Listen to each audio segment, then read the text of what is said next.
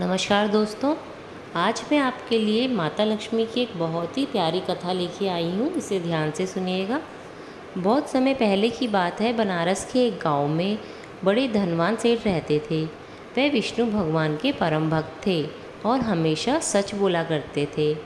एक बार भगवान विष्णु सेठ की प्रशंसा कर रहे थे तो लक्ष्मी जी बोली, स्वामी, आप इस सेठ की इतनी प्रशंसा क्यों करते हैं? क्यों ना आज उसकी परीक्षा ली जाए, देखे तो सही कि वो इस योग्य है भी या नहीं। विष्णु जी बोले, ठीक है देवी, जैसी तुम्हारी इच्छा। देखो, सेठ अभी गहरी निद्रा में है। आप उसके सपने में जाएं और उसकी परीक्षा ले लीजिए। अगले ही क्षण सेठ को सपना आया। सपने में धन की देवी लक्ष्मी आई और बोली, हे मनुष्य, मैं धन की देवी धात्री लक्ष्मी हूँ। सेठ जी को अपनी आंखों पर यकीन नहीं हुआ। वह बोला, हे माता, आपने साक्षात दर्शन देकर मुझे धन्य कर दिया है। बताइए, मैं आपकी क्या सेवा कर सकता हूँ? तब माँ बोली, हे मनुष्य, मेरा स्वभाव चंचल है। मैं बहुत समय से तुम्हारे भवन में निवास कर रही हूँ। अब मैं थक गई हूँ। मैं अब यहाँ से जाना चाहती हूँ। सेठ जी बोले, मेरा आपसे निवेदन है कि आप यहीं रहे, किंतु यदि आपको अच्छा नहीं लग रहा तो मैं आपको कैसे रोक सकता हूँ। आप अपनी इच्छा अनुसार जहाँ चाहें वहाँ जा सकती हैं। इतना सुनते ही माँ लक्ष्मी सेठ के घर से चली गई। थोड़ी देर बाद वो रूप बदलकर पुनः सेठ के स्वप्न में आई और उन्होंने यश का वेश धारण किया और सेठ से कहा, हे मनुष्य, पहचाना मैं कौन हूँ? सेठ बोला, नहीं महोदय, मैंने आपको नहीं पहचाना। तब भेष रूपी लक्ष्मी माता ने कहा, मैं यश हूँ। मैं ही तुम्हारी कीर्ति और प्रसिद्धि का कारण हूँ।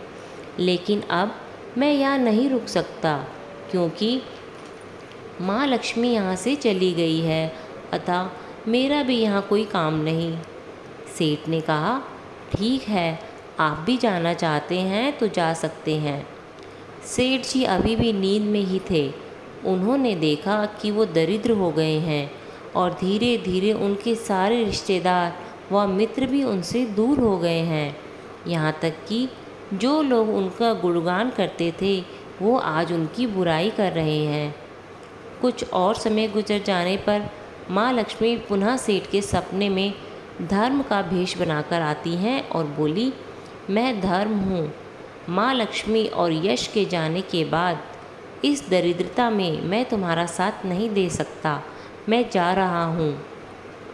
जैसी आपकी इच्छा, सेठ ने उत्तर दिया और धर्म भी वहाँ से चला गया। कुछ देर बाद लक्ष्मी सत्य का भेष बनाकर आई और बोली, लक्ष्मी, यश और धर्म के जाने के बाद मैं भी यहाँ से जाना चाहता हूँ।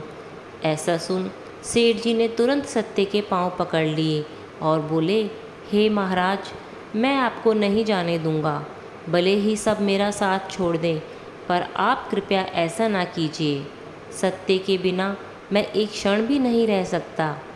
यदि आप यहाँ से चले गए तो मैं तत्काल ही अपने प्राण त्याग दूंगा। लेकिन तुमने बाकी तीनों को इतनी आसानी से क्यों जाने दिया? सत्य ने प्रश्न किया। तब सेठ जी बोले, मेरे लिए वो तीनों भी बहुत महत्व रखते हैं, किंतु उन तीनों के बिना भी मैं भगवान का भजन करते करते उद्देश्यपूर्ण जीवन जी सकता हूँ। परंतु यदि आप चले गए तो मेरे जीवन में झूठ प्रवेश कर जाएगा। मेरी वाणी अशुद्ध हो जाएगी।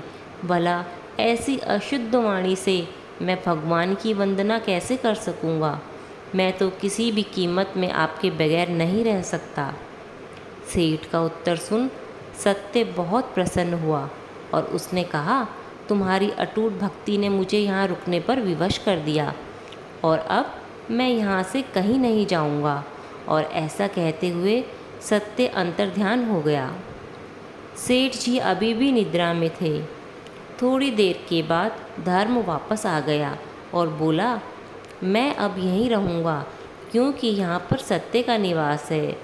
सेठ जी ने प्रसन्नतापूर्वक धर्म का स्वागत किया। उसके तुरंत बाद यश भी लौट आया और बोला, जहाँ सत्य और धर्म है वहाँ यश स्वतः ही आ जाता है, इसलिए मैं अब तुम्हारे साथ ही रहूँगा। सेठ जी ने यश का भी प्रसन्नतापूर्वक स्वागत किया। अब थोड़ी देर बाद लक्ष्मी भी आ गई।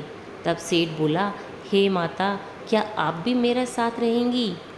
लक्ष्मी बोली, अवश्य, जहाँ सत्य, धर्म और यश हो वहाँ मेरा वास निश्चित है। ये सुन सेठ की आँख खुल गई। उसे लगा यह एक स्वप्न था, किंतु वह एक परीक्षा से उत्तीर्ण होकर आया था। मित्रों, हमें भी हमेशा याद रखना चाहिए, जहाँ सत्य का निवास होता है वहाँ धर्म, यश और लक्ष्मी स्वतः ही चली आती है। जहाँ सत्य है वहाँ सिद्धि है, समृद्धि है। बोलो लक्ष्मी मैया की जय। दोस्तों, कथा पसंद आई तो एक बार कमेंट में जय लक्ष्मी मैया ज़रूर लिखना, और चैनल में नए हो तो चैनल को सब्सक्राइब करना मत भूलना। जय लक्ष्मी मैया की।